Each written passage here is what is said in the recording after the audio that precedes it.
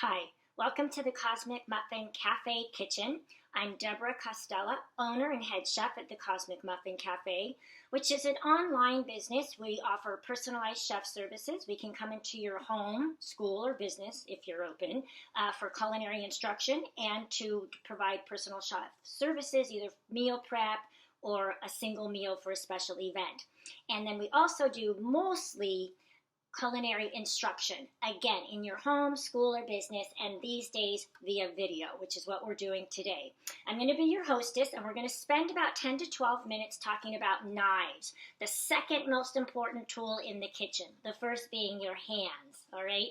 So what I'm going to do, I'm going to take a few minutes to describe the knives that I think are important to have in every kitchen, all right? I mean, there's lots of wonderful knives out there, but there's a core team that you need to have helping you. Some accessories to keep your knives nice and sharp and well taken care of. And then I'm going to show you some cuts that might be kind of fun, some tricks of the trade.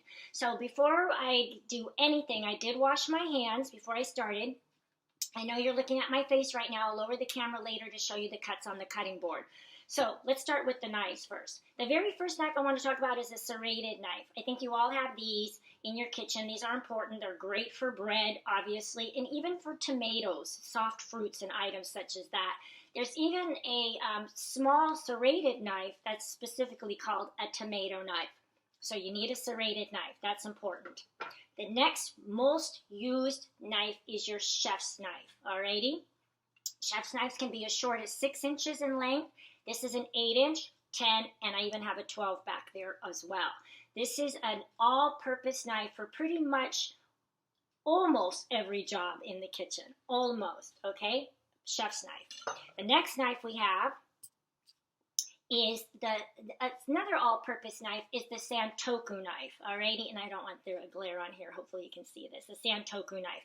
This knife has a flatter blade. The cutting edge is flatter because it's more for chopping, whereas my chef knife, that is more for rocking, okay? This Santoku, you can see, has little indentations. That's really great for drag, so it doesn't get stuck in the food. Santoku, alrighty? Another knife you want is a slicing knife. This is great for fruit, for peeling the rind off an orange or lemon, even for pineapple. I like this, okay? This is a slicing knife. I have another slicing knife, which actually, I love this one. This is even better, thinner. I use this sometimes for boning certain meat, but I really like this for certain slicing jobs, such as smoked salmon, when I want to get nice, thin slices. It's not quite a boning knife because it's not as flexible, but that's what I use it for, okay? The last knife in your artillery should be your paring knife. Now I have two because I've been showing you all of my Henkels, my German knives. I used to love my German knives. They have a little weight to them and I could really work against the cutting board. The paring knife is important for small jobs, strawberries. I mean, not ever to open boxes, only for small jobs in the kitchen. This one is a paring knife, but this is my Asian, which I'm transitioning over into. This is a global knife. I love these. They're lighter. As I've gotten older, I have some serious arthritis in my hands, and so I prefer the lighter knife. Now, caring for your knife. Never, never, never, never, never, never, never, never, never, never, never, never, never, never put it in the dishwasher. Any of them, ever. You put in sharp knives, you get out a dull knife. The pitting, the hot, hot water, the soap kicking around all over, that's all pitting your knife. So always wash them by hand, okay, and dry them. Once you're done with that, you're going to use your steel to run the knife against the steel before you put it away in your block or drawer, or if you're using one of those magnetic bands, okay? So the steel is utilized this way. I'm going to show you just very quickly, back and forth. This sound used to hurt my teeth. Not anymore. Back and forth, about 20 times or so, both sides of the blade, back, and forth, okay? Or a blade on your cutting board, alrighty, and then run your knife down on both sides of the steel, right side, left side. Again, about 20 times or so, okay? Every time. It's an important part of keeping your knives sharp. and healthy, okay? The reason you're doing this is that you want to keep an edge on the knife. The steel does not put the edge on the knife. Think of it like going to the dentist. Every day you brush your teeth, right? This is your toothbrush. This is the equivalent of your toothbrush. Every day, every time you use your knives. Every 6 months or so, you should be going to the dentist, and the dental hygienist gives you a deep clean.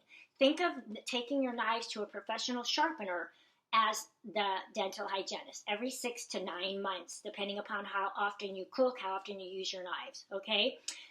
You can either purchase a knife sharpening kit yourself, so to speak. They have electric sharpeners. You just turn it on and run it through the 3 different categories, kind of rough, medium, and fine. Or you could use a sharpening stone. That takes a little practice, but that's what you do every 6 to 9 months. But the steel does not put the edge on, it just keeps the edge on, okay? Alrighty. Another important tool that's related to knives is a bench scraper, okay? I like this one. It has some measurements on it. We utilize this to scrape the food up off of the board, not using your blade. That's going to accelerate dulling your knife, all right? I know some people are clever and they use the spine, and I'm going to talk about that in a second, but to the back of it.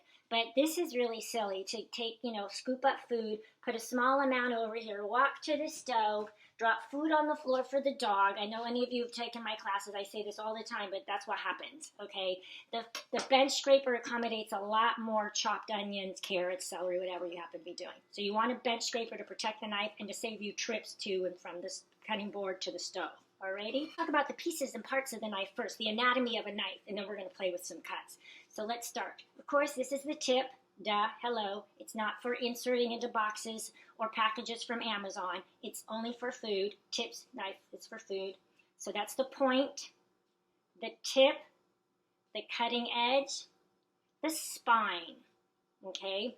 Then we also have, I want to talk about the bolster, okay? The bolster is important. This heavy metal band actually helps with balance, and it's going to help you to choke up on the knife. I'm going to show you how to hold it in a moment. Alrighty? This is the tang. You want to buy knives that have a full tang. Sometimes you can't see it, but you should be able to. You can see the blade goes all the way through. Knives that are manufactured without a full tang, that means you have the blade right up to here, and then there's a separate piece as the handle, and I have utilized those types of knives in the past, and more than once, the blade separated from the handle. Probably also because somebody was putting in the dishwasher and really weakened all this, okay? And then, of course, we have the handle, and then the butt of the knife. That's the anatomy. Tip, point, tip, cutting edge, spine, bolster, tang, handle, butt. All right, let's get started. So we're going to play with a few things here. The first thing I want to play with is a potato, kind of rolly. And so that's dangerous. We don't want to run anything that's going to, we don't want to cut into something that might run away from us down the board. So I like to go and put in maybe a small incision right in here with my knife. Small incision, okay? And now she's going to lay flat and not roll anywhere, okay? You can see she's nice and flat. I'm going to go ahead. I want to show you how I'm holding the knife. I do not have my finger up on top of the knife. You want to wrap it around. Your thumb is flat against the blade, and look at how I'm choking up on the knife. I'm not way back here trying to do this. This is not a good grip. This is how you cut yourself. All the way up, thumb flat. The hand that holds the food is curved under, like Thing from Addams Family. Like this. Thumb is tucked under, away. This thing here is dangerous. Cutting like this, so we don't want that. So you're going to have to lift your elbow a little bit. Can you see that? Lift your elbow so that I can get this turned this way. So all I'm going to do right now is cut in half, okay, and put this in here. All right, just so I can keep that not rolling. So we're going to start with dicing. There is large dice, which is 1/4 inch by 3/4 by 3/4 by 3/4. That's a large dice. A medium dice is 1/2 inch by 1/2 inch by 1/2 inch square. Small dice is 1/4 by 1/4 by 1/4. Brunoise, very small now, 1/8 by 1/8 by 1/8, and then fine Brunoise, 1/16 by 1/16 by 1/16. How do you know? I recommend you invest in a small kitchen tape measure, okay? Until you can eyeball it, alrighty? So what I'm going to do here, so let me actually show you. I'm going to take this, and I said the first one was 3/4, okay? So I pull this over. If your potatoes stick to your knives, you can put and it bothers you, you can put a little olive oil or vegetable oil on here. Alrighty, so we're going to go ahead and measure this through, because I said I want them all to be about 3/4, so that's going to be here, and here, and here. So the edges are going to come off, right? Okay, nice clean, we want a nice clean cut. Don't throw this away. You can either put it in compost, or I put my bits and pieces in a freezer bag. Okay, so I've got a 3/4 inch square cut, a 1/2 inch, and a 1/4 inch, okay? So, again, I'm going to curve under, 3/4 inch, 3/4 inch, 3/4 inch, okay? Just stack these, all right? So they're even. And then again, we do 3/4 inch, 3/4 inch, all right? That's a large dice right there. I wish I could show you. Let me show you up close. Large dice, all right? Medium dice, okay? Medium dice is our 1/2 inch square. All right, and again, I'm going to keep my fingers curved under, 1/2 inch. All right, get my bench scraper. 1/2 inch square, all right. And let's do our teeny tiny, well, it's not tiny, that would be fine, but we're going to do small dice, 1/4 inch, all right.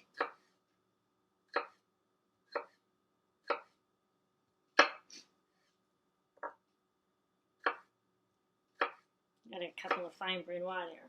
Alrighty. Pick it up. And here is the small dice. Okay, you can see all that. See? Okay, little squares. Large, medium, small dice. Okay, alrighty. From there, I want to teach you, I'm going to show you very quickly, another cut, which is the rondelle, simply round, okay? So we'll use a carrot for this, okay? Very simple, very simple.